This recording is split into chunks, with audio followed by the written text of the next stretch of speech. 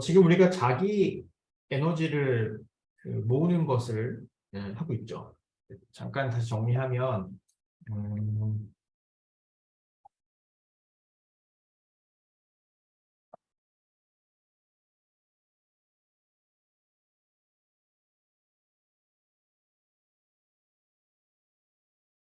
자, 이런 코어가 있는 거고요.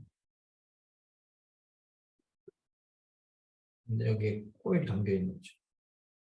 담겨 있고, 이제 여기에 전류를 어떻게든 흘립니다.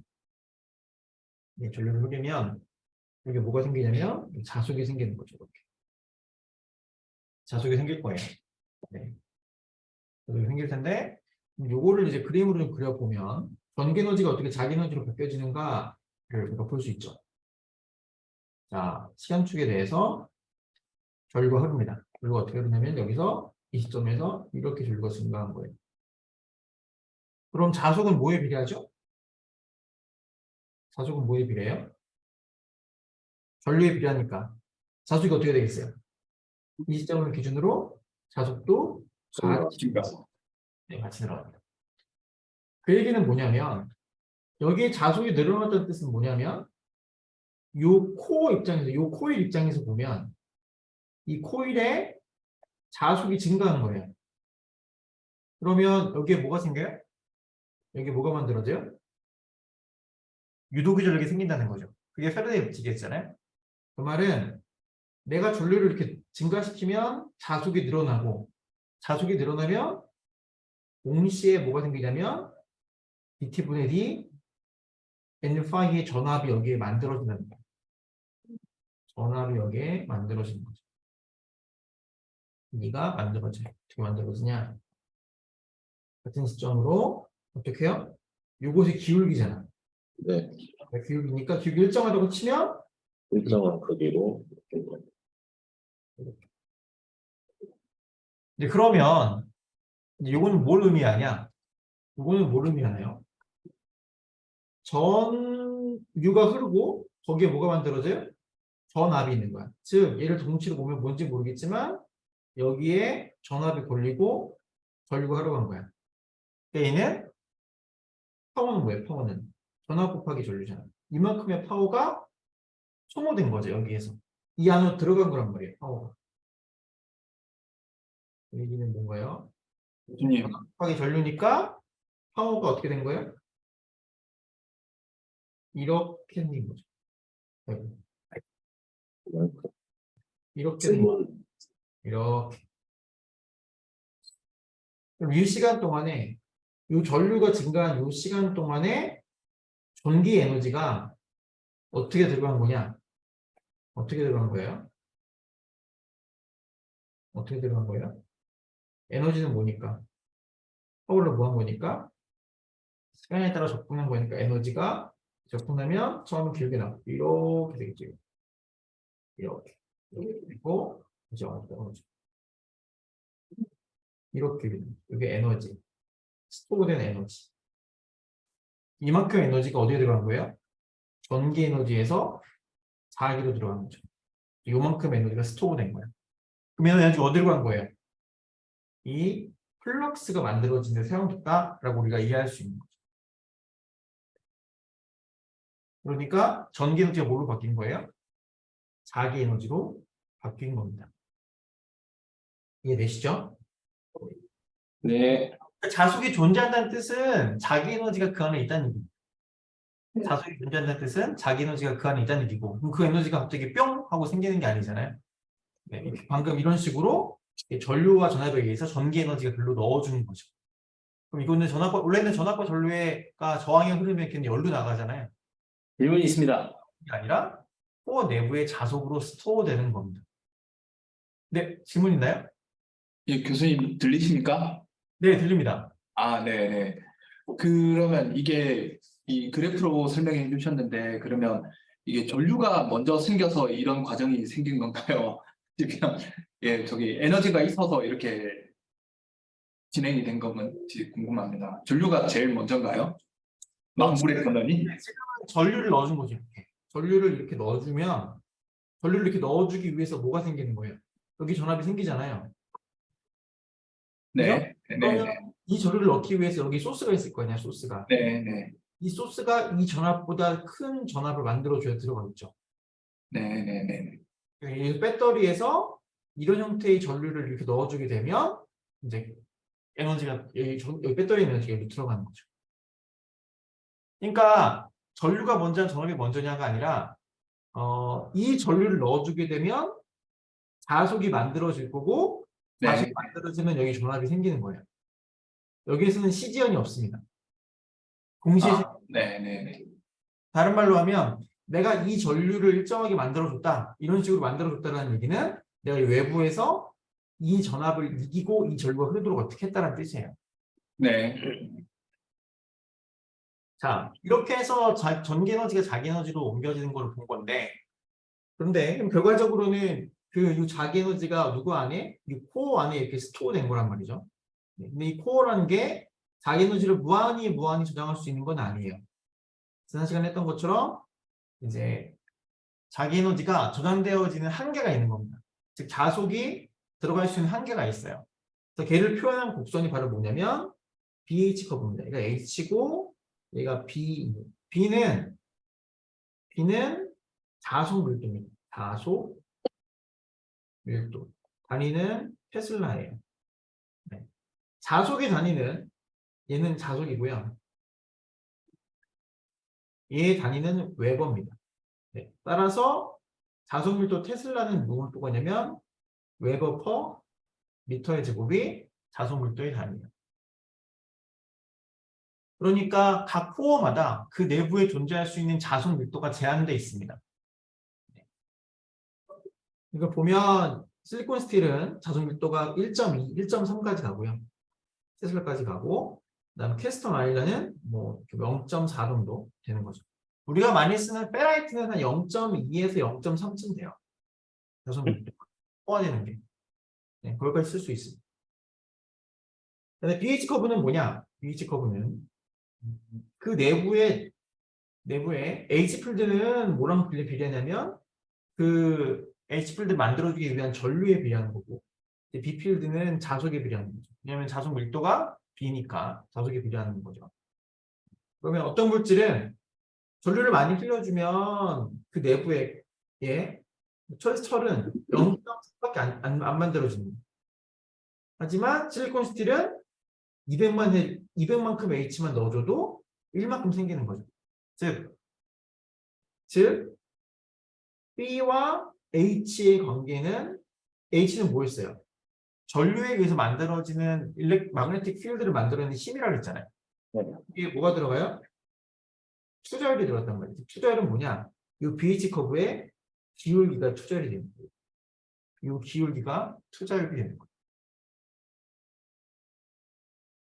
네, 여기까지 지난 시간 했고요.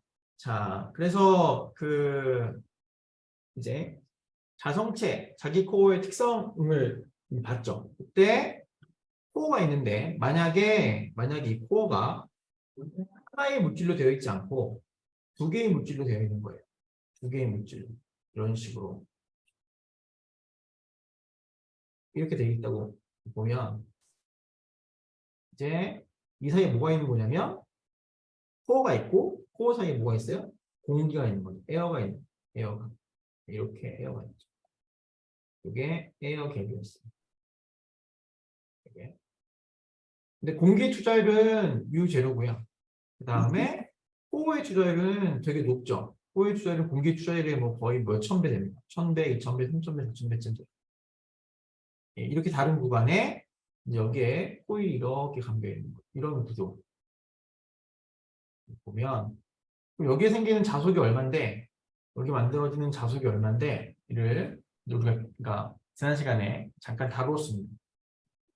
그래서 얘를 자속을 구하기 위해서 우리가 어떻게 만들었냐면 자기회로를 만들었죠. 자기회로를. 네, 이게 MMF고 MMF는 턴수 곱하기 전류예요. 여기 흐르는 전류. 그리고 자기저항이 두 개 있습니다. 그냥 코어의 자기저항과 에어갭의 자기저항이 있는 거죠. 그래서 코어의 자기저항은 투자율 단면적 길이 뭐 에어갭의 자기 저항은 투자율, 단면적, 뭐 길이 이렇게 되는 거죠. 그런데 보시는 것처럼 요 투자율, 코어의 투자율이 엄청 크기 때문에 순천쯤 되죠. 뭐에 비해서? 얘에 비해서. 그러니까 다른 말로 하면 RC는 엄청 작아요. 무시할 수 있을 정도가 되고 결과적으로 그러면 여기 존재하는 파이는 MMF인 턴수 곱하기 전류를 누구로 나눠주는 거예요? 자기 저항으로 나눠주는 건데 원래는 자기 저항이 진열이니까 RC와 RG 합인데 얘는 거의 작은 거죠. 무시할 수 있는 만큼 작아요. RG에 비해서. 따라서 에어갭에 있는 자기 저항이 누굴 결정한다? 이 코어 내부에 존재하는 자기장, 마그네틱 플럭스의 크기를 결정한다. 이 얘기를 했었죠. 다른 말로 하면 자기장, 자기 에너지는 주로 어디에 스토어된다? 요 에어갭에 스토어된다. 라고까지 지난 시간 했습니다. 그러니까 플럭스는 연속이에요. 따라서 플럭스 연속이기 때문에 여기 있는 자속 밀도는 똑같아요. 코어나 에어갭이나. 자속 밀도 똑같을 수밖에 없어요. 왜? 플럭스는 루프를 그리니까. 시작점과 끝점이 없어요. 그럼 뭐가 달라지냐? H필드가 달라지는 거야. 여기에 걸리는 H필드와 여기에 걸리는 H필드가 달라지는 건데 누가 더 높아요? 네, 이 HG가 엄청 큰 겁니다. 자, 오늘 이제 얘기할 거는 여기부터 얘기하죠. 그럼 인덕턴스가 뭐냐를 얘기하고 싶은 거예요. 인덕턴스. 자, 인덕턴스는 물리적으로 뭘 의미하는 거냐면 좀 보면 마그네틱 코어에 코일이 감겨 있을 때 이 코일을 전기 회로에서 해석하고 싶은 거야. 결과적으로는 이 마그네틱 코어에 코일이 감겨 있으면 얘는 자기장을 만든단 말이죠. 자기장을 만들어요. 여기 전류가 흐르면. 그죠? 자기장을 만드는데 이 전류를 가지고 같은 전류를 가지고 만들어지는 자기장의 크기를 내가 표현하고 싶은 거예요. 이 인덕턴스라는 게. 그러니까 이 자기 회로를 고려하지 않고 전기 회로에서만 보고 싶은 거예요. 그래서 그걸 보고 인덕턴스라고 부릅니다. 그러면 자, 직관적으로 생각을 해봅시다. 이제 코어가 이렇게 있고 여기에 한 2통 담겨 있어요. 그때 여기 전류가 흘러. 이때 만들어지는 자속 플럭스랑 똑같은 코어인데 4통 담겨 있어요. 4통. 이때 흐르는 전류와 이때 만들어지는 자속이랑 같은 전류가 흐르면 자속이 각대까지 다를까요? 편수가 다르니까. 그러니까 자속이 다를 겁니다. 그래서 왜 달라요? 왜 다르냐? 이를 자기로 MMF가 있는데 요 RG는 어떻게 돼? RG는 자기 저항은 결정됐잖아요. 어떻게? 코어의 투자율과 단면적 분의 이란 말이에요. 이때 요 MMF는 뭐예요? 선수가 전류인 거죠. 이때 만들어지는 자속은 뭐야? 자속은 MMF 톤수 곱하기 전류를 뭘로? 거기 좀 L로 나눠준 거란 말이죠. 그죠? 즉 같은 전류고 얘 똑같아. 코어는 똑같아. 그럼 U 똑같을 거고 단면적 똑같을 거고 길이 똑같을 거야. 이때 선수가 달라지면 같은 전류에서 뭐가 달라지는 거야? 자속이 달라지는 거죠. 그럼 자속이 달라지면 이게 전기 회로에서는 의미가 있냐? 왜 의미가 있냐? 이 자속이 생기면 전기 회로에서는 어떻게 반응하나요? 패러데이 법칙으로 반응하는 거야. 이 자속이 변하면 어떻게 뭐가 생겨요? 여기 전압이 만들어진다. 전압은 얼마큼 만들어져요? dt분의 d 뭐만큼? 파이 곱하기 5만큼? 선수만큼 만들어진다. 기억나세요? 네. 이 지난번에 했잖아요. 이게 한 톤 있어, 한 톤. 이때 여기에 파이라는 자석이 생겼어. 그럼 여기 만들어진 전압은 얼마예요? dt분의 d파이라고. 이게 패러데이 법칙이잖아. 근데 선 하나 더 만든 거야. 선 하나 더 만든 거죠. 이렇게. 그러면 파란색이 이만큼 생기고 빨간색이 얼마큼 생기는 거야? 기본에 말이죠. 그런데 이 선을 연결시켜 놨어. 그럼 전체 전압은 이게 몇 개 있는 거예요? N 2개. 만들어지는 거는 천수 곱하기 dt분의 d파이란 말이에요. 맞아요? 네. 여기 만들어지는 전압은 뭐예요? 선수 곱하기 dt분의 d파인데 이 파이는 또 뭐에 비례해? 전류의 비례. 전류에 비례하네. 그러니까 선수 곱하기 dt분의 d에 뭐예요? 자기저항분의 선수 곱하기 전류. 그럼 어떻게 돼? 2는 청순이가 앞으로 나가면 선수의 제곱에 dt분의 d에 r분의 i인 거예요. 맞아요? 이해되세요? 여기까지 따라왔어요?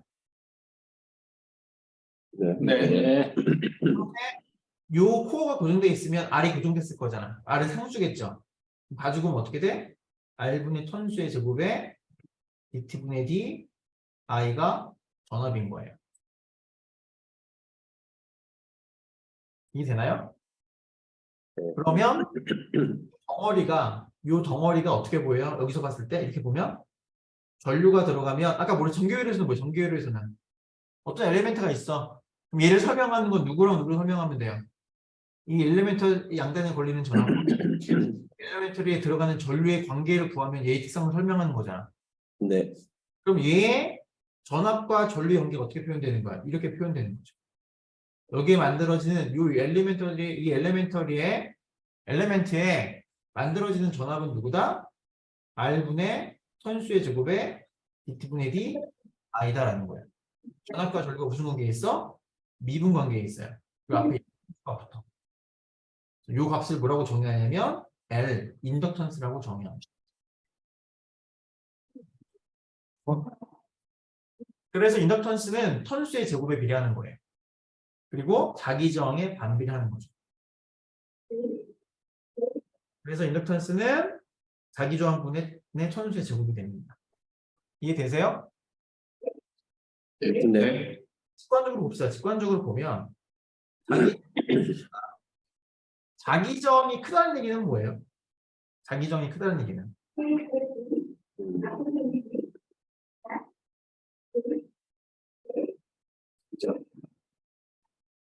자기 저항이 크다는 얘기는 뭐죠?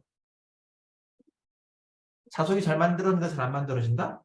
안 만들어요. 얘가 크면 자석이 잘 안 만들어진다 이고 다른 말로 하면 L은 어떻게 돼요?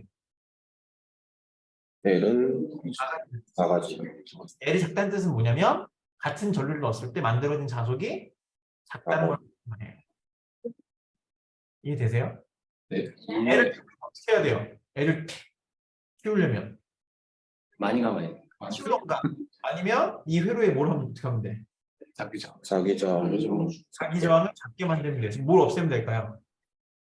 공기 없애주면 되죠. 그죠? 왜 R은 뭐니까? 자기 저항은 뭐예요? 투자율, 반면 길이. 그러니까 이게 공기같이 이게 작으면 얘가 커지는 거니까. 그죠? 그런데 그러면 공기를 무조건 없애면 되겠네요. 무조건 L이 커지는 거잖아. 물론 그렇죠. 근데 이 공기를 없애면 안 돼요. 왜 안 될까요? 포화가 돼서 포화가 돼버립니다. 포화가 돼요. 그래서 많은 에너지를 저장할 수가 없어요. 그러니까 공기를 없애면 돼. 없애면 되면 코어를 어떻게 써야 돼? 포화되면 안 되니까 코어의 크기를 엄청 크게 해야 돼. 네, 그러면 비싸지고 사장님이 우리 보고 집에 가라 그러죠.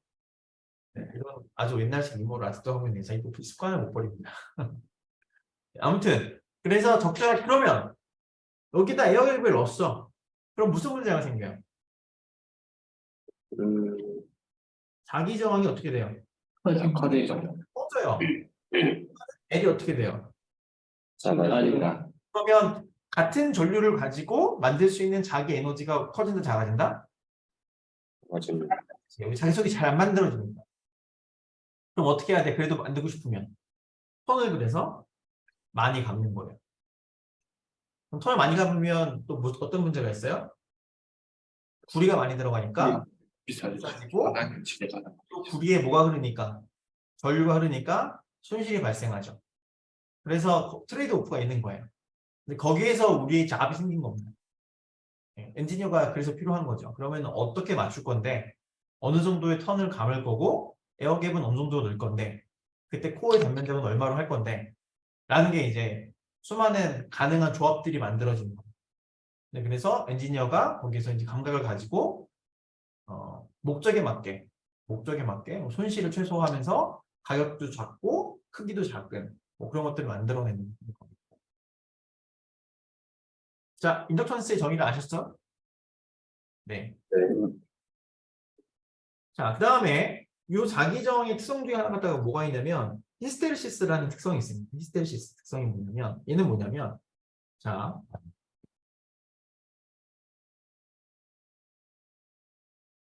이게 H 필드고요. 이게 B 필드, 이 BH 커브예요. 이 BH 커브는 물질마다 특성이 정해져 있는 건데 보통은 이제 이런 형태를 가진 그래서 이게 포화된 거고 이만큼이 포화가 되는 거고 이제 H는 뭐에 비례하는 거냐면 전류에 비례하는 거죠. 비례하는 것은 결과적으로는 자속에 비례하는 거.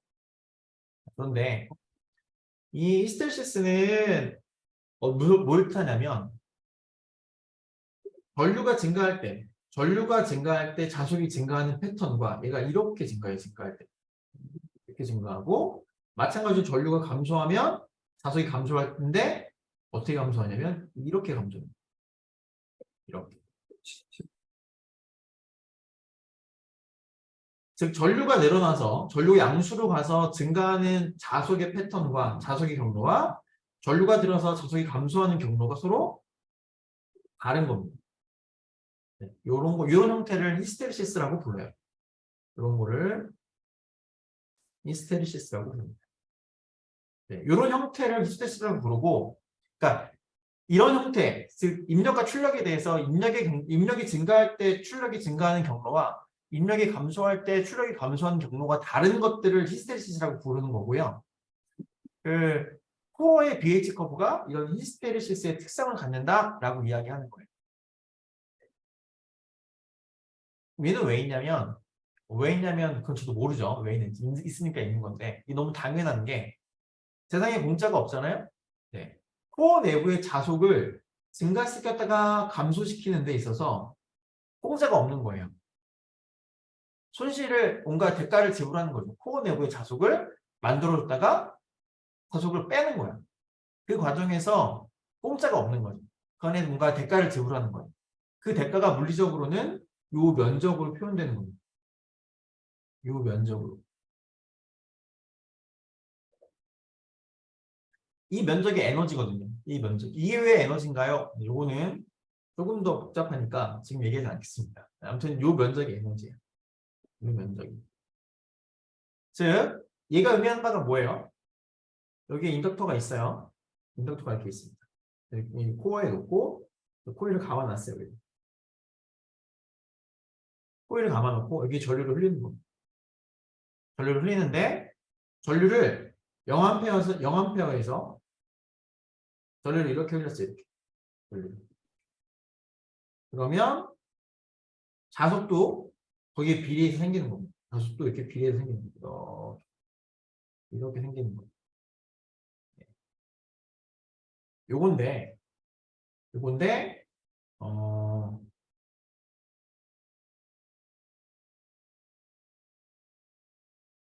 이상적으로라면 예를 들어 얘가 그러니까 이렇게 일정하다고 해요. 일정하다. 그러면 전류가 이만큼 생겼을 때 자속이 이만큼 만들어졌다면 다시 전류가 0으로 갔어요. 근데 똑같이 다시 0으로 간 거야. 그 말은 뭐예요? 전류를 이만큼 했을 때 자속이 이만큼 만들어졌는데 다시 전류를 뺐어. 그럼 자속이 다시 0으로 간 거야. 이 얘기는 뭐냐면 사실 이 그래프에서 보면 내가 자속을 넣었다가 지금 전류를 어떻게 한 거예요? 전류를 다시 뺀 거예요. 이렇게. 그러면 자속은 어떻게 돼요? 자속은 증가했다가 마찬가지로 다시 감소하겠죠. 그럼 이때 전압은 어떻게 될까요? 전압은 내가요. 안 되면. 음수가 돼요. 음수가 이렇게 음수가 그죠? 그러면 파워는 어떻게 돼요? 파워는 똑같이 이렇게 되겠지. 이렇게 그죠? 그럼 네. 에너지 어떻게 돼? 에너지는 올라갔던 만큼 똑같이 이렇게 갑니다. 그렇죠. 얘는 이렇게 갑니다. 이렇게 갑니다. 이렇게. 그래서 뭐가 돼? 다시 0이 되는 거죠. 그래요? 그러면 요 면적과 요 면적은 무슨 면적이에요? 이 면적은 전기 에너지가 자기 에너지로 준 에너지 양이란 말이야.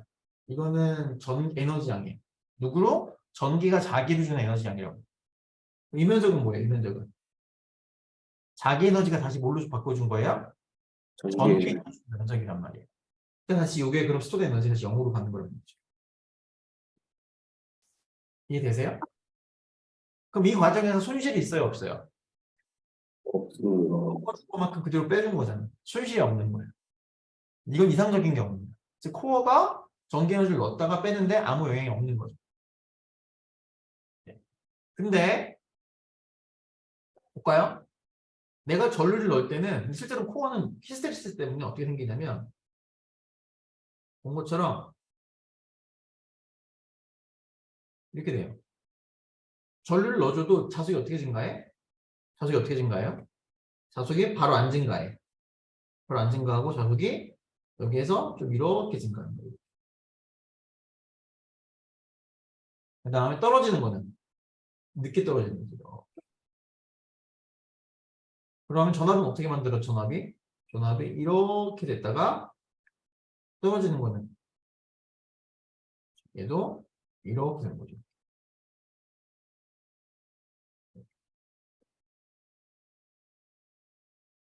이건 기울기가 0이니까 이렇게 되고 이렇게 되는 거예요. 그럼 보세요. 얘는 뚱뚱하게 올라가죠. 이게 어떻게 되는 거예요? 얇게 떨어지잖아. 즉 이면적이랑 서로 어떻게 되겠어요? 누가 더 커 보여요? 지금 딱 보면 증가하는 게 커 보이는. 이게 커 보이잖아요. 지금 넣어준 게 더 큰 거야. 이게 왜 그러냐면 자 보세요. 이 스테리시 특성에 의하면 봐봐. 어떻게 증가해? 천천히. 여기에서 전류가 증가하지만 천천히 증가했다가 그 다음에 떨어질 때 어떻게 떨어져? 천천히 떨어지잖아. 또 이렇게. 그러니까 전류가 자속이 천천히 증가했다가 천천히 떨어진다. 근데 전압은 뭐니까? dT분의 d파이니까 천천히 증가했어요. 그 말은 뭐예요? 기울기가 어떻게 돼? 기울기가 처음에 확 올라가는 게 아니라 천천히 이렇게 올라간다고 이렇게 올라간다고 이렇게. 얘는 기울기가 어떻게 좀 천천히 하는 거잖아. 이게 어떻게 돼? 이렇게 된다고. 이렇게. 즉, 요 면적, 요 E1과 E2의 차이가 뭐예요?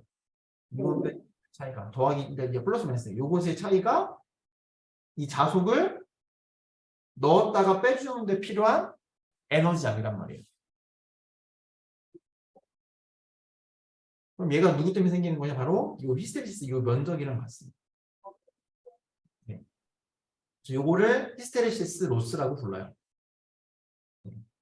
그럼 우리의 인덕터를 사용하는 목적은 전기 에너지를 일시적으로 자기 에너지로 변환해 주는 거잖아요. 전기 에너지를 자기 에너지로 잠시 저장해 주는 거란 말이에요. 맞죠?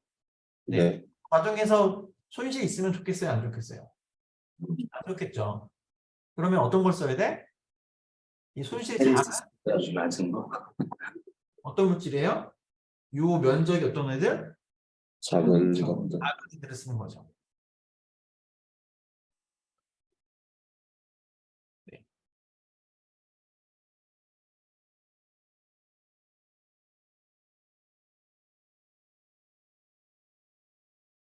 그래서 여러 가지 물질이 있는데 우리가 변압기나 뭐 인덕터, 그다음에 모터에 사용하는 이 물질들은 두 가지가 중요해요. 첫 번째는 뭐가 중요하냐면 포화가 높아야 돼요.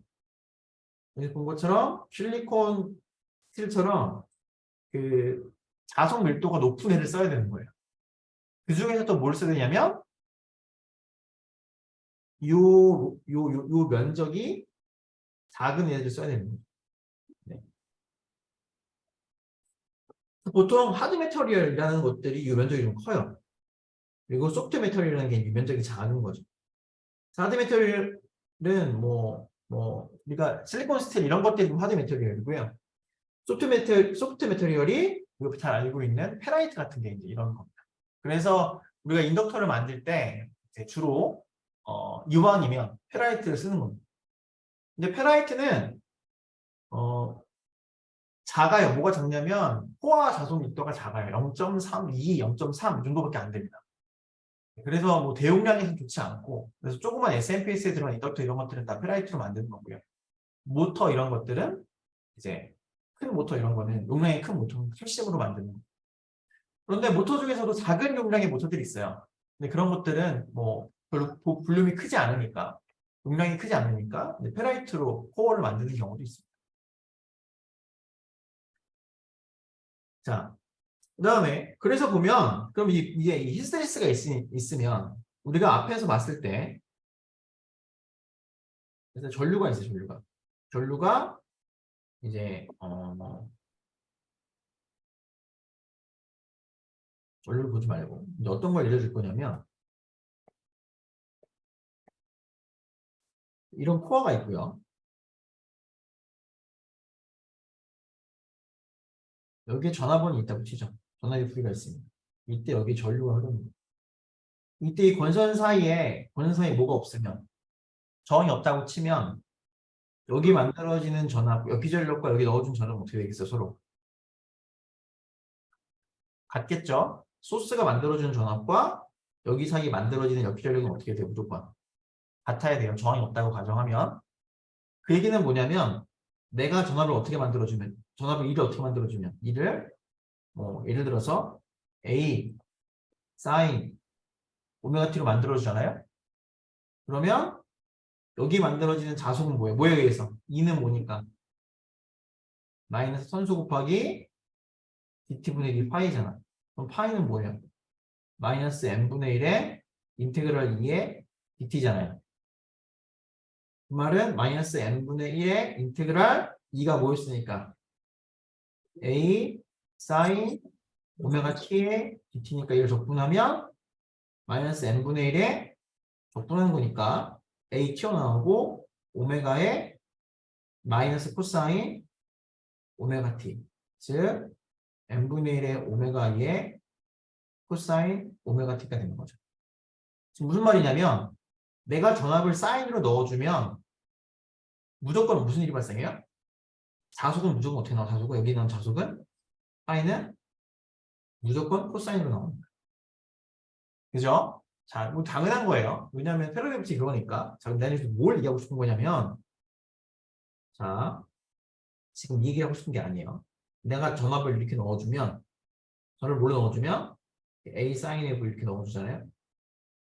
그러면 이때 만들어지는 무슨 생겼네요.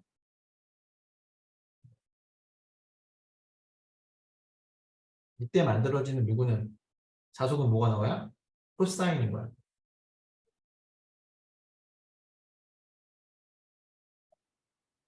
근데 부호가 하나 잘못된 것 같아요. 이거 마이너스가 아니에요. 네. 네. 플러스로 갑시다. 방향을 잘못 그려서 제가 마이너스가 되고 그래서 이게 사인이면 얘가 어떻게 되냐면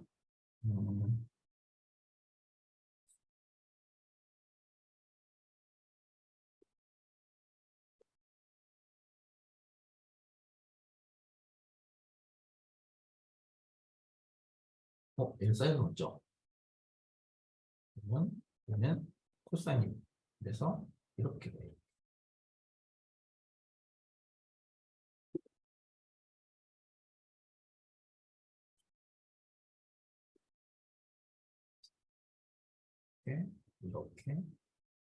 이렇게 됩니다. 네, 이렇게 되는 거예요. 자, 그럼 이제 제가 말씀드리고 싶은 것은 이거예요. 자, 전압이 사인이면 무조건 파이는 무조건 코사인입니다. 얘가 예쁜 사인 웨이브면 얘가 정연파형이면 얘도 무조건 예쁜 정연파가 될 수밖에 없어요. 뭐 때문에? 패러데이 법칙 때문에 이건 어쩔 수가 없는 거야. 이때 관심사는 전류예요, 전류. 지금 전류를 그려보고 싶은 거예요, 전류 파형을. 그럼 전류는 누가 결정할까요? 전류는 누가 결정하는 거야? 뭐, 네? 누가 결정해요? 전류는 이 코어의 무슨 특성? pH 커브가 결정하는 거예요. 왜냐면 이 코어 안에 지금 어떻게 생겼어? pH 커브가 지금 이렇게 있단 말이에요. 이렇게. 예를 들어 볼까요? pH 커브가 이렇게 있어요. 이렇게. H9PR. 근데 자속이 이렇게 만들어졌다면서 자속이 비례하니까. 그럼 그때 흐르는 전류는 어떻게 돼요? 이곳에 비례한다고. 즉 pH 커브가 자속이 만들어지면 전류가 만들어지는 거야. 그러니까 전류가 흐르면 자속이 만들어진다는 거랑 거꾸로 자속이 그런 자속이 있다라는 얘기는 그런 전류가 흐른다는 뜻이에요. 그러니까 이 페르세 법칙에는 CD형이 없어요. 그러니까 전류가 흐르면 자속이 만들어진다는 말은 그런 자속이 있다는 뜻은 그런 전류가 흐른다는 뜻이에요. 이해되세요? 네. 네. 그러면 만약에 이 pH 커브가 일직선이에요. 즉 얘는 뭐예요? 뮤가 일정한 거지. 그 말은 누구랑 파이랑 전류랑 어떻게 돼? 서로 그럼 비례 관계 있겠죠. 그럼 이 경우에는 전류가 어떻게 될 거냐면 얘랑 비례해서 똑같은 모양으로 흐를 겁니다. 전류가 얘가 이렇게 똑같이 흐르는 이렇게 모양이 똑같이 예쁘게 평면적으로 다시 그리면 그래서 전류가 전압에 비해서 위상이 어떻게 돼요? 위상이 90도 뒤서는 겁니다. 인덕터가 그래서 원래 전류가 뒤서요. 전압보다. 인덕터에 걸리는 전압보다 전류가 뒤서는 거라고요. 이렇게 되기 때문에 자 그런데 우리의 pH 커브가 이렇게 직선이에요? 아니에요? 아니란 말이야. 내가 이렇게 돼 있다고. 이렇게 pH 커브 이렇게 포함이 있다고 이렇게 돼 있다고. 그럼 먼저 두 가지를 다 고려하지 맙시다. 먼저 하나만 고려합시다. 먼저 뭐만 고려하냐면 포화만 고려합시다. 포화만 이렇게. 포화만. 그럼 어떻게 될까요? 볼까요? 지금 여기 pH 커브는 히스테시스는 없다고 가정하는 거예요. 포화만 고려하면 이 자석이 지금 어떻게 증가해 지금 예쁘게 이런 사인 형태로 예쁘게 증가한단 말이야. 여기서 한번 보죠. 여기서 한번. 그러면 이때 자속이 0이면 전류도 얼마야? 전류도 0이야. 전류도 0이야. 자속이 0이면. 근데 처음에 증가할 때는 지금 보니까 처음에는 자속의 증가와 전류의 증가가 소위 비례해요. 비례. 처음에는 퍼가 없으니까. 그러면 얘도 예쁘게 따라갈 거야. 예쁘게 따라가는데 다음에 어떻게 돼? 자속이 조금 증가해도 여기서는 자속이 조금 증가해도 전류가 어떻게 돼요? 전류가 많이 증가한다. 맞아요? 여기 네. 자속의 증가량과 전류의 증가량이 같아요. 이쪽에 가면 자속이 이만큼 증가하는데 여기 누웠으니까 전류가 많이 증가한다.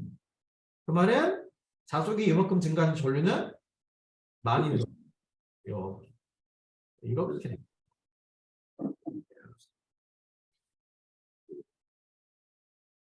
이렇게. 그래서 전류가 뾰족해져요. 그래서 왜곡되는 거죠, 왜곡. 전류가 안 예뻐지는 거예요. 그 다음에 하지만 이렇게 되더라도 볼까요? 그럼 이 다시 그리면 어떤 모양이에요? 이렇게 되다가 이렇게 쭉 올라가고 쭉 올라가고 그 다음에 쭉 올라가고 쭉 이렇게 돼요. 그러면 전압 곱하기 전류가 뭐예요? 전압 곱하기 전류가 여기에 들어간 에너지란 말이야. 그런데 전압과 전류의 위상차가 정확히 몇 도이기 때문에 전류가 못생기긴 하지만 90도이기 때문에 얘를 곱해서 평균 내면 이 값은 0이 돼요. 위상이 같기 때문에 0이 됩니다. 전류가 못생겼지만 전류 모양이 못생겨지긴 하지만 어쨌든 0이 되는 거예요. 얘를 평균 내면. 너무 당연하죠? 왜? 지금 우리가 뭘 고려하지 않았어. 모양에. 히스테리시스가 없잖아. 그러니까 손실이 없는 거예요. 지금. 근데 여기에 뭐까지 고려하면 히스테리시스 거부가 이렇게 통해지는 거예요. 이렇게. 이렇게. 그러면 무슨 일이 생기냐면 이 전류 모양이 더 이상하게 틀어진대요. 이렇게 틀어진 거예요. 전류 모양.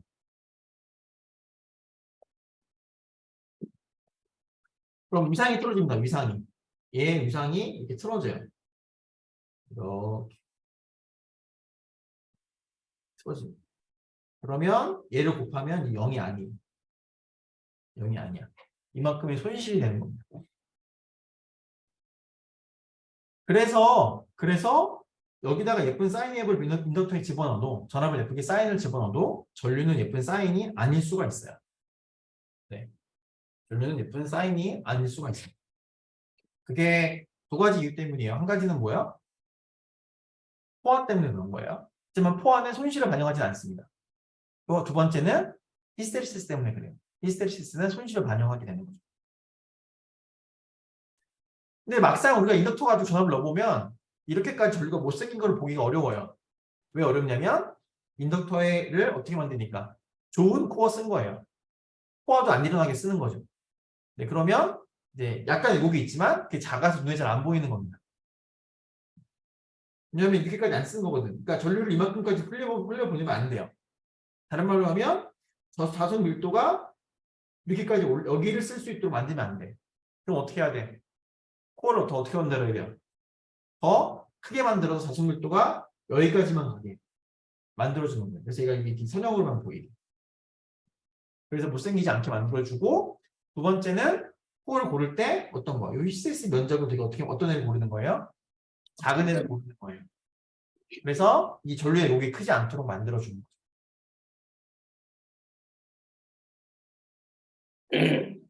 여기 보면 몇 가지 있습니다. 뭐 규소 강판 뭐 이런 거 있죠. 아모펄스라는 게 있습니다. 아모펄스라는 게 있는데 여기 보면 이제 뭐 여러 가지 뭐 껍질이 나옵니다. 네, 뭐 나오는데 뭐 아무튼 네 보면 이게 실리콘 스틸 같은 경우에는 보세요. 이게 좀 확대해서 볼까요?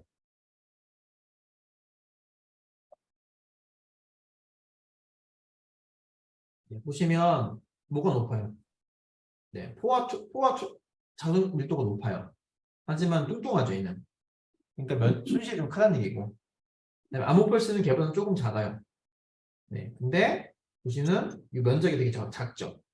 그래서 아모펄스 같은 경우에는 이제 뭐, 뭐, 뭐 손실도 작고 하지만 약간의 그 자석 밀도는 손해 보니까 그 말은 뭐예요? 자석 밀도가 작다는 뜻은 뭐야? 같은 에너지 조정하기 위해서 코어를 어떻게 만들어야 돼? 크게 만들어야 된다는 거예요. 사이즈가 좀 커지겠죠. 하지만 손실은 작을 거고. 네. 하지만 아모펄스가 비쌀까요? 실리콘이 비쌀까요? 네, 아모펄스가 비싸겠죠? 네, 그런 트레이드 오프가 존재할 수 있습니다. 트레이드 오프가 있으니까 우리 같은 엔지니어가 먹고 사는 거죠. 네. 없으면 할 수 없어요. 그 다음에 또 한 가지는 그 에디 커런트라는 게 있습니다. 네, 맴돌이 전류라는 건데요. 얘는 뭐냐면 자 다시 이런 코어에 이렇게 코일 감습니다. 감고 여기 전류를 넣어주는 거죠. 전류가 이제 뭐 전압을 이렇게 예쁘게 사인을 넣어주면 전류도 사인이 되겠죠. 그럼 이 코어가 어떻게 만들어져요? 이제 코어가 자석이 이렇게 만들어지는데 그 자석 역시 사인으로 만들어질 거예요. 그러면 이 코어의 단면적 입장에서 바라보면 이 코어가 이제 이렇게 있는 거니까 이 코어가 이제 이렇게 있는 거니까 이 단면적 입장에서 바라보면 이 코어 내부에 자석이 나왔다가 또 어떻게 돼요? 들어갔다가를 반복하는 거란 말이에요. 사인이라는 얘기는. 그죠? 네. 그런데 어찌됐든 간에 자석이 변화를 자연은 좋아해요, 싫어해요? 싫어해요. 그죠? 네. 그래서 자석이 변화가 되면 개의 자석이 변화를 상쇄하려고 하는 전압이 만들어지는 거예요. 걔는 무조건 만들어져요. 그래서 전압이 만들어지면 뭐가 흘러요? 전류가 흐른단 말이에요. 근데 공기 중에는 전류가 흐를 수 있는 도체가 아니잖아요. 그러니까 공기 중에 전류가 안 흐르는 거야. 근데 이 코어 중에 실리콘 스틸 같은 경우에는 도체입니다. 도체. 전류가 흐르는 애란 말이에요. 그 말은 이 실리콘 스틸이라는 뭐 이렇게 이런 쇳덩어리에다가 뭐 그냥 아이론 상관없는데 철을 코어를 만들어준 다음에 자석을 계속 여기 단면적을 계속 왔다 갔다 변화시키면 이 철심 내부 안에 뭐가 만들어져요? 자석이 변화를 싫어하니까 뭐가 만들어져요? 이 안에 이런 루프 안에 뭐가 만들어지는 거예요? 전압이 만들어지는 거예요. 뭐에 의해서? 패러데이 법칙에 의해서. 근데 얘가 도체니까 이게 뭐가 흘러요? 전류가 흐르는 거죠.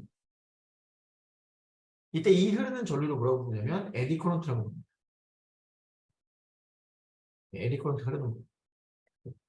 자석 물질에 자석을 왔다 갔다 해주면 그 자석이 왔다 갔다 하는 것 때문에 그 자석 물질 내부에 전류가 도는 거죠. 그거를 에디 커런트라고 하고, 근데 이 자석 물질이 이 저항 성분이 있거든요. R 성분이 있어요. 근데 R 성분이 있는데 전류가 흐르면 뭐야? I제곱 R만큼의 파워가 손실이 발생한다. 이게 열로 납니다. 얘를 뭐라고 하냐면 에디 로스라고 불러요. 에디 커런트 로스라고. 얘는 누구랑 다른 거예요? 히스테리시스 로스랑 다른 거예요. 얘는 히스테리시스 로스가 별개를 또 하나 추가적으로 있는 거예요. 근데 히스테리시스 로스는 내가 코어를 정했어요. 그럼 정하는 그 순간 히스테리시스 로스의 크기를 바꿀 수 있어요? 없어요? 없습니다. 내가 코어를 정하고 거기에 들어간 주파수 정하면 그게 바꿀 수가 없어요. 자석을 정하면 결정되는 거예요. A 커런트는 조금 우리가 바꿀 수 있는 여력이 있습니다. 바로 뭐냐면 이 단면적을 돌아가는 방법으로 생기기 때문에 이 코어를 만들 때 어떻게 만드냐? 하나를 안 만드는 거예요. 이렇게 얇은 판을 붙여서 만드는 거죠. 이렇게 붙여서 만드는 거예요. 그러면 이 코어에 우리가 원하는 자석의 방향은 무슨 방향이에요? 지금 요 면 위로 튀어나오거나 아래로 들어가거나 이 지금 요 면을 통해서 들어가거나 나오거나 이렇게 원하는 거란 말이에요. 그러니까 내가 이 얇은 걸로 만든다 할지라도 내가 만들고 싶은 자석이랑은 상관이 없어. 근데 뭐라는 상관이 있냐면 맴돌이 전류는 이렇게 돌잖아요. 돌 때 요 얇은 판으로 만든 이 판과 판 사이를 본드를 붙이는데 그 본드가 절연제예요. 무슨 말이에요? R이 어떤 애야? R이 큰 애야. 그러니까 같은 전압이 만들어져도 뭐가 작아요? 전류가 작아요. 가 줄어드는 거야. 네. 물론 저항이 증가하겠죠. 그럼 I제곱 R이잖아요. 물론 저항이 증가하겠죠. 그러면 커지지만 저항은 증가하지만 전류는 어떻게 증가해요? 어떻게 감소해요? 전류는 저항은 증가하지만 얘는 전류는 제곱으로 감소하거든. 네, 그러니까 훨씬 손실이 줄어듭니다. 네, 그래서 이렇게 만들어 주는 거를 뭐라고 부르냐면 적층이라고 하고요. 라미네이션이라고 영어로 부릅니다. 실리콘 스틸 같은 경우는 이렇게 만들고요. 근데 페레이트나 아모폴스는 분말이거든요, 분말. 걔는 이렇게 할 수가 없어요. 그래서 걔들은 어떻게 하냐면 분말을 코팅합니다. 네, 그러니까 페레이트 같은 경우에는 분말이기 때문에 얘가 갖고 있는 장점은 분말을 압축해서 원하는 형태의 코어를 다 마음대로 만들 수 있는 거거든요. 근데 그렇기 때문에 코어가 강성이 약해요. 쉽게 깨져. 붙이면 깨져. 단점이긴 하지만 내가 원하는 모양을 마음대로 만들 수 있는 장점이 있어요. 분말이라서. 그래서 하지만 걔는 그 히스테리시스 로스가 클 수밖에 없거든요. 아니, 에디 커런트 로스가 클 수밖에 없거든요. 그래서 걔를 줄이기 위해서 어떻게 하냐면 분말을 코팅해 버립니다. 네. 그래서 분말끼리 전류 패스를 안 만들어 주는 거예요. 그런 식으로 이렇게 에디 커런트는 돈을 들이면 줄일 수 있어요. 적층을 해서 이렇게 하는 겁니다. 그래서 에디 커런트 로스까지 고려하게 되면 그 전류의 모양이 더 못생겨져요. 전류의 모양이 더 못생겨집니다. 자, 그럼 정리할게요. 자기 물질을 이용한 전기기의 손실을 보면 자, 자기 물질을 고려한 전기기의 손실을 보면 철손과 동손이 있습니다. 동손은 인덕터, 즉 이 코일에 흐르는 전류니까 이 전류가 이 코일이 가지고 있는 저항 성분과 여기 흐르는 전류가 만들어지는 I²R, 얘가 동손이라고 부르고요. 뭐 영어로는 컨덕션 로스라고 부르는 거고요. 네. 그 다음에 철손. 예, 철손은 바로 이 철로 만들어진 겁니다. 이 안에서 발생하는 손실인 거죠. 뭐가 의해서 자속을 여기에 스토어하면서 발생하는 손실을 철손이라고 부릅니다. 이 철손은 두 가지로 구성돼요. 네, 그러니까 철손의 다른 말은 코어 로스라고 부르기도 하고 아이런 로스라고 부르기도 합니다. 네. 얘는 히스테리시스 로스와 에디 커런트 로스의 히스테리시스 로스는 누가 결정하는 거예요? 이 코어를 결정하는 물질이 결정해 버리는 거야. 코어를 구성하는 물질이 요 히스테리시스 로스를 결정해 버립니다. 그다음 에디크런트 로스는 아까 말씀드린 것처럼 이제 전류가 결정하는데 얘는 형상을 어떻게 하냐에 따라서 달라지게 할 수가 있습니다. 동선은 이제 권선에 흐르는 전류에 의해서 만들어지는 손실이 바로 동선이에요. 자, 그다음에 영구자석 얘기를 좀 하겠습니다. 영구자석은 이제 어떤 물질이 있냐면 똑같이 자성체예요. 자성체라면 투자율이 높은 거죠. 즉 외부에서 전류를 걸어줬을 때 자석이 잘 만들어지는 물질인데 그런 물질 중에서 특히 어떤 물질이 있냐면 BH 커브인데 BH 커브로 그리면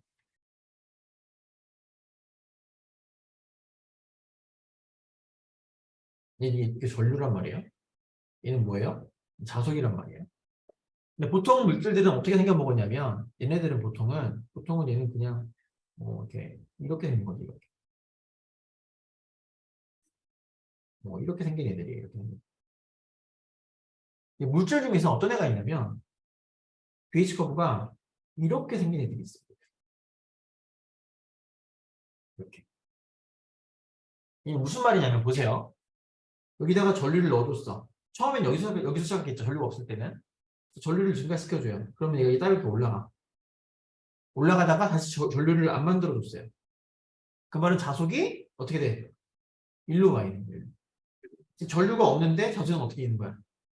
계속 그 코어 내부에 존재하는 거죠. 네, 이런 물질이 영구자석에 쓰이는 겁니다. 그래서 뭘 정의하냐면 그럼 이 자석이 언제 오르냐면 이 마이너스 원래 있던 자석의 방향과 반대 방향의 전류를 세게 걸어주면 얘가 다시 0으로 떨어집니다. 네, 즉 이렇게 전류를 내가 거꾸로 넣어주면 이 물질이 가지고 있던 자성량이 없어져 버립니다. 없어져 버립니다. 네. 근데 이게 큰 거야. 엄청 큰 거죠. 이런 물질을 가지고 이제 영구자석을 씁니다. 그래서 이 값을 뭐라고 부르냐면 잔류자석이라고 부릅니다. 얘를 잔류자석이라고 부릅니다. 즉 한번 전류를 확 걸어줘가지고 자속을 만든 다음에 전류를 0으로 바꿔도 남아있는 자속을 잔류자석이라고 부르고요. 그럼 잔류자석을 다시 0으로 없애고 싶어 이렇게. 없애기 위해서 거꾸로 넣어주는 H필드의 크기 걔를 보자력이라고 부릅니다. 자, 다른 말로 하면 내가 한번 전류를 확 넣어줘가지고 자석을 확 만들어줬어요. 뭐가 된 거야? 영구자석이 된 거야. 근데 이 영구자석을 다시 자석을 없애기 위해서 거꾸로 전류를 넣어줘야 될 거 아니에요. 거꾸로 걸어주는 H필드. 자석을 없애기 위해서 거꾸로 넣어주는 H필드를 뭐라고 부르냐면 보자력이라고 하는 거예요. 다른 말로 하면 이만큼으로 거꾸로 전류를 넣어주지 않는 이상 얘는 자석을 잃어버려요, 안 잊어버려요? 이거입니다. 안 잊어버리는 거야. 계속 영구자석처럼 사용될 수 있는 거죠. 그럼 내가 자석을 쓰려면 어떤 애를 써야겠어요? 잔류자석도 어떤 애? 쓰다는 얘기는 얘는 어떤 애야? 자석이 센 애야. 네. 그리고 이 보자력이 크다는 얘기는 무슨 얘기예요? 한번 만들어 놓으면 웬만해서는 자석의 성질을 잃어버린다, 안 잃어버린다? 아니다. 안 잃어버리는 애들인 거죠. 그러니까 지금 어떤 애를 써야겠어요? 요 면적이 큰 애들을 써야 영구자석으로는 되게 유용한 거죠. 그래서 세 가지를 씁니다. 이게 알리코 계열의 거를 제일 먼저 써왔습니다. 1930년대 만들어진 거고요. 네, 알륨, 니켈, 코발트의 합금이에요. 네, 그리고 페라이트 쓰고 지금은 히토류라는 거를 쓰는 거죠. 보면 이게 알리코 계열이에요. 알리코는 물질인 게 아니라 알륨, 니켈, 코발트 합금이에요. 네. 보시면 H가 50kA/m라는 거예요. 얘가. 네. 이게 뭐예요? 보자력이에요. 보자력. 얘가 바로 보자력이고요. 그다음에 잔류자석은 얼마예요? 1.2 테슬라인 겁니다. 1.2 테슬라. 이 물질은. 네. 이게 센 애예요. 반면에 페라이트는 잔류자석이 0.35밖에 안 돼요. 0.35. 근데 뭐가 좋으냐면 이 보자력이 얼마예요? 얘는 50kg였잖아요. 얘는 얼마야? 350kg예요. 즉 자석의 힘 성질을 누가 잘 잃어버려요? 두 개를 비교하면 알리코는 쉽게 잃어버리고 페라이트는 쉽게 잃어버리지 않는 거죠. 하지만 자석의 힘이 되게 약해요. 페라이트는. 네. 페라이트로 만든 자석이 이제 페라이트도 이제 분말이거든요. 그래서 이제 페라이트가 갖고 있는 장점은 뭐냐면 자석의 형태를 내가 마음대로 만들 수 있다는 거죠. 그래서 뭐 제가 전단지에 쓰는 그 냉동고에 붙이는 거 그리고 다 이제 페라이트로 만들죠. 걔들이 힘이 약하죠. 약한 애들. 그 다음에 지금 쓰고 있는 게 이제 히토류라는 겁니다. 히토류가 별게 아니고요. 니오듐이랑 아이론이랑 붕소랑이 합금인데 요 니오듐이 요게 이제 약간 흔하지 않은 물질인 겁니다. 히토류라고 부르는데 이 히토류가 흔하지 않은 게 아니라요. 전 지구에 고르게 퍼져 있어요. 그런데 그 밀도가 너무 낮은 거야. 그래서 채산성이 없어요. 그래서 대부분 가지고 있지 않고 지금 뭐 뉴스도 잘 나오지만 중국에서 이거를 좀 많이 가지고 있죠. 그러니까 비교적 그 밀도가 높은 지역이 있는 거예요. 니오듐의 밀도가 높은 지역이 있는 겁니다. 보론, 보론이요. 이게 엄청나게 공해 산업이래요. 그래서 미국도 많이 있는데 잘 안 하는 거예요. 미국도 되게 많거든요. 근데 안 하는 게 너무 공해가 심하기 때문에 중국은 그런 걸 관여하지 개의치 않으니까 지금은 중국에서 이거 많이 공급하고 있는 거고 얼마 전에 또 뉴스 나왔더라고요. 우리나라에도 이거 잡으면 큰일 난다고. 맞아요. 왜냐하면 보세요. 니오듐은 그럼 보세요. 얼마예요? 1.3이에요. 1.3 테슬라. 누구랑 비슷해요? 예, 알리코랑 비슷합니다. 자석이 엄청 센 거야. 세다는 얘기는 자석의 양을 조금만 넣어도 큰 힘을 낸다는 뜻입니다. 근데 뭐가 좋으냐면 이게 얼마예요? 이게 마이너스 900kAh. 얘보다도 몇 배 좋아요? 2.5배 더 좋아요. 그 말은 그만큼 자석의 성질을 잘 안 잃어버린다는 겁니다.